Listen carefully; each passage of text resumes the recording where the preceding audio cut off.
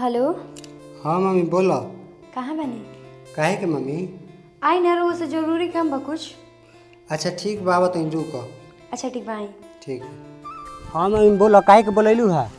रुआवत काहे नहीं? अरे काम धंधा नहीं किए सीधे नहीं किया बोलो झट से।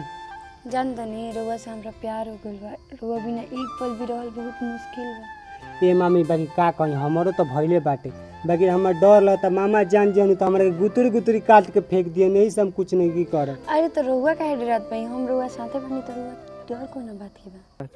काहे मम्मी डर ना लगे? अरे यार हमनी के शादी करे के बा ना। हां तो देखो ई घूमने के प्लान बा। का मम्मी? हमनी के ना हां मामा के बीच से हटावे के। मामा के बीच से हटावे के पड़ी? हां। आई मम्मी तू ई का कहताड़ू हो? कैसे मामा के बीच? हेलो। हाँ मम्मी बोलो। कहाँ बनी? काहे के मम्मी? आई ना रो से जरूरी काम बा कुछ। अच्छा ठीक बाबा तुम रुको। अच्छा ठीक बा आई। ठीक। हाँ मम्मी बोलो काहे के बोलैलू है? रुआवत काहे नहीं? अरे काम धंधा नहीं किए सीधे नहीं किया बोलो झट से। जान तनी रुआ से हमरा प्यार हो गइल बा। रुआ बिना एक पल भी रहल बहुत मुश्किल बा। ये मामी बाकी का कहीं हमरो तो भइले बाटे बाकी हमर डर लगता मामा जान जान तो हमरा गुतरी गुतरी काट के फेंक दिए नहीं से हम कुछ नहीं की कर। अरे तो रुआ काहे डरत बई? हम रुआ साथे बनी तो रुआ डर कोनो बात के बा? काहे मम्मी डर ना लगे?